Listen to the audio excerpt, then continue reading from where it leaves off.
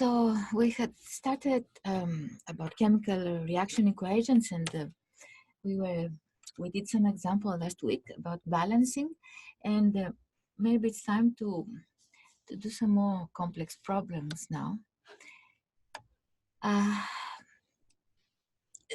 remember that at the end of last week, of the last lesson, that is, we started talking about there are not really, strictly speaking, there are no steps to follow when we balance equations. Sometimes we have to play by ear, but generally, very roughly, we can follow some steps, some logical steps to make our life easier, because sometimes we might find it quite hard to balance some equations and others are quite easy. So let us read this. We started just mentioning about this step-like suggestions. So start by balancing an element that appears in only one reactant and product, only one. Because it will make our life easier, that is not because there is a rule to say that you have to start this way. So, for example, let us look at this first equation here as we go through these steps. Do we see anything that appears only in one item? Like, yes, of course, for example, the chlorine atom here appears only once here in this hydrochloric acid and only once there. Okay, we can start, for example, with the chlorine. Well, the same can apply to magnesium here. Magnesium only appears here or there. So, all right, so start by balancing an element that appears in only one reactant and product. Okay. Try to balance the complex molecules first and leave the simple elements for last because they are the easiest to balance. Okay, in this first reaction, we don't have any simple elements, we just have compounds, all of them. But in the second one, for example, the oxygen would be a simple element because it's just oxygen. We could leave the oxygen here for last, to balance last. Okay, so the first point, the second point. The third point says that once one element is balanced, proceed to balance another one and then another and another until all of these are finished. And finally, the last point says here, balance chemical formulae by placing a coefficient in front of them. Well, this is good to know for beginners, that is, that have never seen a balanced equation before. They tell us, in other words, that when we balance and we add numbers there to make equal quantities which are involved in the chemical reactions, we put coefficients in front of the items which are involved. Like here, for example, in front of the items, we don't change, in other words, anything from the numbers that appear in the formulae themselves, because then we change the substance that is involved, and this is not what we want to do. We just want to balance the equation, not to change the substances. So this is what, I mean, it's obvious for us. It's not really something that we have never heard before. Do not add subscripts because this will change the formula. Yeah. We do not add subscripts. We just add coefficients, right? Now let's apply all this to these two equations here, which are not like difficult equations. I think they will be easy to balance. So let's start from the first one. Let's start either from chlorine atoms or magnesium. Okay, chlorine. Magnesium already appears once and it seems to be balanced, but let's see the chlorine. Chlorine, we have one chlorine atom here, but here we have two, which means let's place the coefficient 2 in front of the hydrochloric acid. So now we have two chlorines. Let's see now the hydrogens, because now we have affected the number of hydrogens here. We have two hydrogens now, two here, plus another two from there. We have 4 hydrogens altogether on the left-hand side. 4 hydrogens. How many do we have on the right-hand side? We only have the hydrogens of the water. So here we have 4, here we have 2. Let's place the coefficient 2 in front of the water so that we have now 4 hydrogens. Of course, now we have affected the oxygens. We have 2 oxygens here now. On the right-hand side, we have 2 oxygens. And what do we have here? We also have 2. Oh, it seems to be balanced. All right. I think we have finished. Let's make sure. So hydrogens, we have 2 plus 2. We have 4 hydrogens on the left, and we have 4 hydrogens on the right. We have 2 chlorine atoms on the left. We have 2 on the right. And what else do we have? Magnesium. We have 1 here, 1 magnesium, and 1 magnesium. That's also good. Anything else that we left? Oxygens. 2 oxygens, 2 oxygen atoms, and 2 oxygen atoms. Good. We're done. So the numbers on the left match the numbers on the right. We have balanced the equation. Here's the equation. So the equation is balanced. By the way, now, actually, no, let's stick to the balancing. Let's do the next one now. We have a thing, but let's make some space. Oops. Because I have squashed it with all my scribblings on top. Okay. So now in the next equation, what do we have? Well, let's see. We said the oxygen is a simple element. Let's leave it for last because it will be easy to balance that one. Carbon appears only here and there. So carbon is a good way to begin here. So we have 2 carbon atoms on the left-hand side and only 1 here. Let's add a coefficient of 2 in front of carbon dioxide. Now, okay, we can go to the hydrogen. So we can, yeah, let's go to the hydrogen, which also appears once in each item on the left and on the right. It appears here in the ethene and here in the water. So we have 4 hydrogens here, 2 hydrogens there. So we need to add the coefficient 2 to make them 4 hydrogens. So 4 hydrogens here, 4 hydrogens there. The hydrogens are also balanced, but now let's see the oxygens.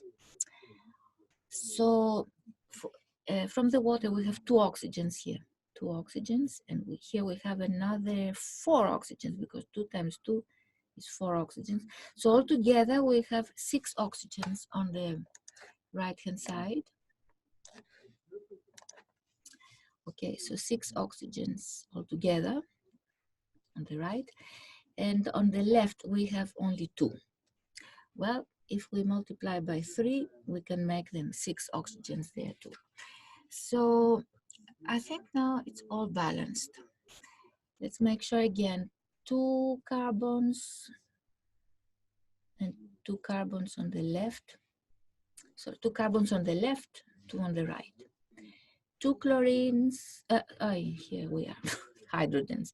4 hydrogens on the left, 4 hydrogens on the right, 2 times 2, 4. And oxygens, we have 2 times 3, 6 oxygens on the left, and 4 plus 2, 6 oxygens on the right, and we are done. All right. Okay. Now, I had written a number of other activities, but then my computer wouldn't save. So I have to write them by hand. Did we? Okay, now this one, I don't think we did this problem last week, so let's do it now. So what do we have here? We have write and balance the equation for the reaction of manganese sulfate and sodium hydroxide in aqueous solution. So here I have written already the reaction, the equation of the reaction, but we need to balance it, okay? So manganese sulfate, here it is. It reacts with sodium hydroxide. And I have written the products already, manganese hydroxide and sodium sulfate are the products. Let's see if we can balance it now. Well, there are no simple elements here. They're all compound. So let's find something, some atom which appears only once on the left and on the right, like manganese, for example. Manganese, an atom of manganese appears only here and there, only once in each side. So manganese, it's one here, one there. It seems to be balanced. The same applies to sodium here. Sodium atom appears once here and once there in the sodium sulfate. Now this one, we have one of these on the left and we have two on the right. So let us place the coefficient 2 in front of the sodium hydroxide. So we have 2 now, and the sodiums seem to be balanced. Something very interesting happens in this equation, and that is why I chose it now that I see it. Look at this. We have some polyatomic ions here. You see that we have the sulfate ion here, the sulfate ion, which has a charge of 2 minus. Yeah? And we also have this hydroxyl here, the hydroxide, that has a charge of -1. And we see that these polyatomic ions are transferred as wholes to the other side. Look at the products of this reaction. You see, the sulfate ion and this hydroxyl appear as they are. So we can consider them like one item. We don't have to separate them, in other words, to check each of the atoms separately. Although we could, I mean, it wouldn't be a mistake, but it saves us time. If we notice that, for example, the sulfate appears as a sulfate in the products as well. And the same with this one. So let's take the sulfate here. We have one sulfate on the left. And how many do we have on the right? Also one. So the sulfate ions seem to be balanced as well. Now, the hydroxide here, we have two of them here on the left because we have multiplied with a coefficient 2. And here we also have 2. So it's also balanced. So I think this reaction now it is balanced because we have one manganese on the left, one on the right. We have one sulfate ion on the left and one sulfate ion on the right. We have two sodiums on the atoms, yeah, on the left and 2 on the right. And what else in this one? The hydroxyl and 2 of them and 2 here. So it is balanced, all right? Great. So that was a nice, interesting point to see that if these polyatomic ions appear as they are on the other side of the equation, we don't have to split them. Of course, we could see what happens with each atom of that make up these polyatomic ions. Like we could see the sulfur, for example. The sulfur atom, we have one here, one there. Or the oxygens, we could consider the oxygens, but then we have more numbers to add. But otherwise, we could do it. Up to now, let's see, guys. Up to now, do you follow? Is there anything that you need to clarify more? I mean, is this okay? Can we move on to another equation? What do you feel about up to now?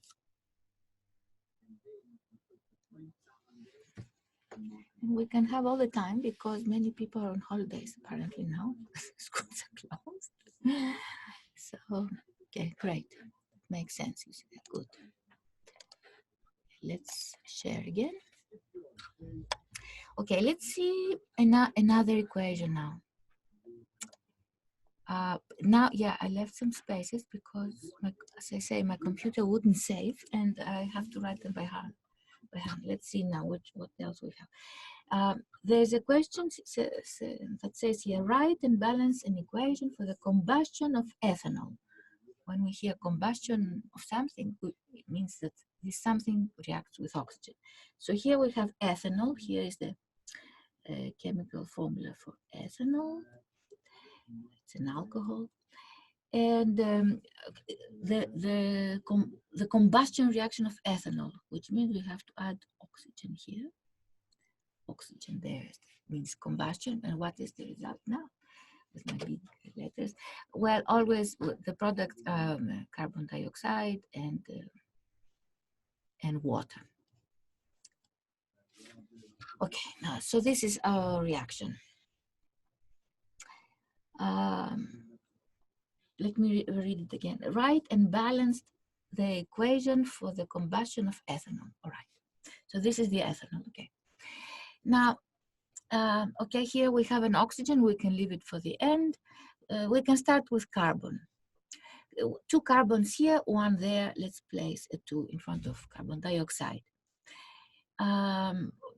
Let's move on to the hydrogens now. 5 plus 1, 6. We see here 5 and 1, 6 hydrogens here. And here we have only 2. So let us place a 3 in front of water. So we have 6 hydrogens, and now these are also balanced. Now let's see what happens now with the oxygens which are left. So okay, we have 2 carbons and 2 oxygens now. Here we have 1 plus 2, 3 oxygens. 3 oxygens. On the other side, we have now 2 times 2, 4, plus 3, 7. Ooh, now we have 7 oxygens on the right-hand side. What do we do now? Now, if we, this is not 7, okay, this is oxygen.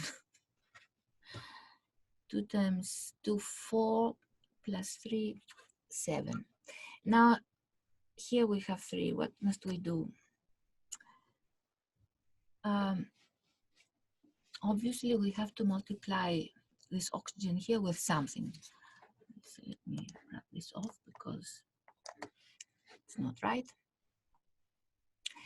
If we multiply now this by pen with 3, we have now 2 times 3, 6 oxygens, plus 1, 7. So now it seems that we are all right here. We have 7 oxygen. Let me make sure. 2 times 3, 6, plus 1, 7. And here it's 4 plus 3, 7. So it seems that now that it is balanced, okay? So we have 1 coefficient there in front of the oxygen, 3 oxygens, and the coefficient 2 in front of carbon dioxide, and 3 in front of the water. So this is our reaction. So that shows the amounts of each substance that is involved. Now, all right, so this is the end of this reaction. Let's do, I was trying to find another one which, yeah, let's do this one. By the way, in the reactions that we balanced up to now, I haven't placed the states. But later on, we are going to need states as well. But nevertheless, now let us concentrate on the balancing. And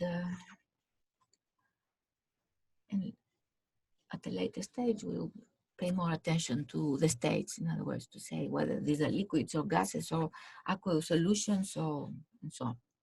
Now, let's see another one. Complete and balance the neutralization reaction of hydrochloric acid plus magnesium hydroxide. Okay, if we're such big letters, don't have enough space now. Okay, now if I write the products here, that will give me magnesium chloride. Magnesium chloride. Note that the magnesium has a valence of 2, so that is why we have placed a 2 here. And water. Okay, now let's see how to balance this.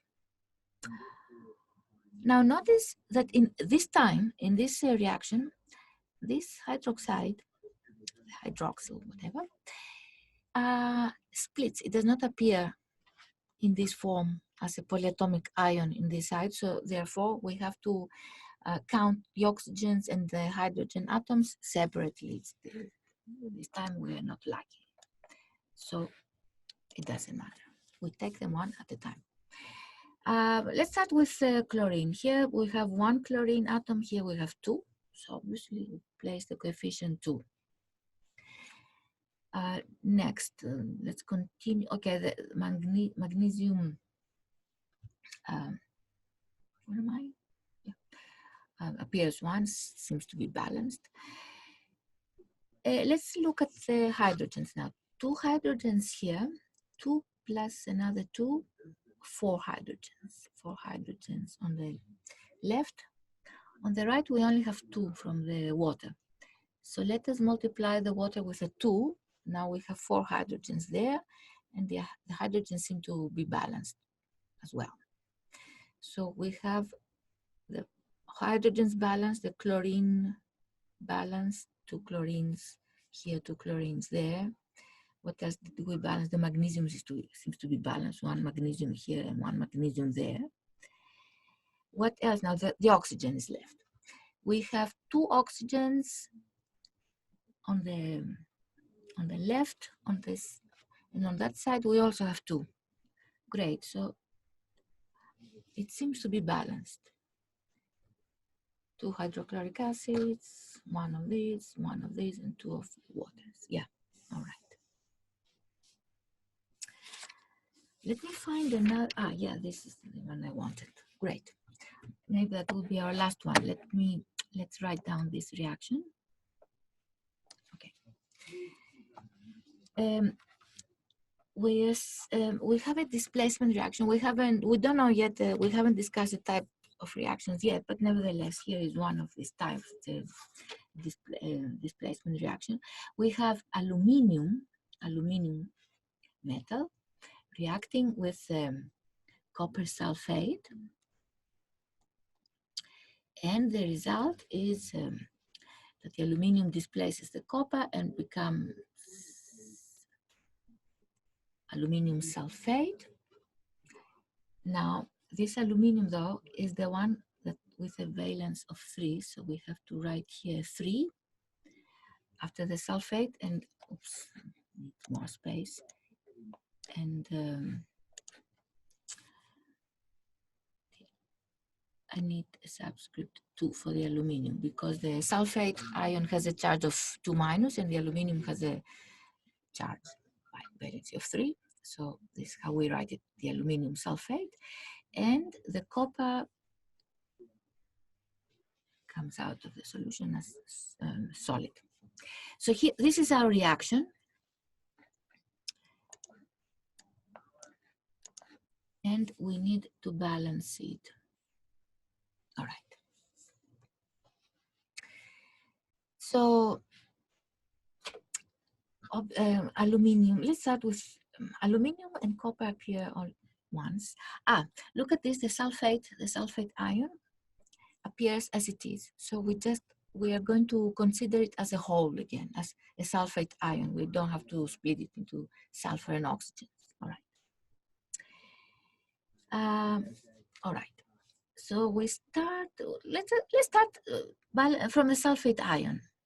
We have 1 sulfate ion on the left. We have 3 on the right. Therefore, let's place the coefficient of 3 in front of the copper sulfate.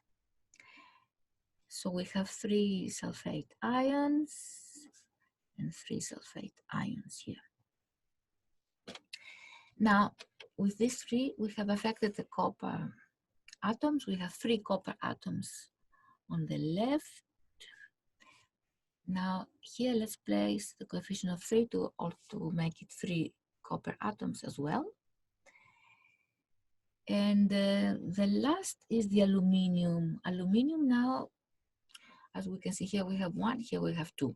So let's place the coefficient 2 in front of there. So we have 2 aluminium atoms and 2 aluminium atoms, and I think this is now balanced. Great. If we were to write also the states of these items, when we see a metal on its own, this is usually solid. These, okay, the copper is also solid that comes out of the solution. Now, copper sulfate and aluminum sulfate are aqueous solutions. If we had a problem, they would talk about the solutions of copper sulfate and so on, and then we could figure out that these are aqueous solutions. So you see, we don't say liquid, we say aqueous solutions because these are solutions in water, dissolved in water. And okay, that would be the complete and balanced equation. Let me see in my notes if I have any. I think this would be enough for the time being. I mean, we don't need to know any more complex than that. Yeah, oh, it's 11:58 in any case, yeah. So I hope roughly you get the idea of how to balance these equations. And well, sometimes you're going to need something harder than that, but we can play by ear as long as you know the basics, the basic idea of how to balance the equations. Okay, so let's stop sharing, guys.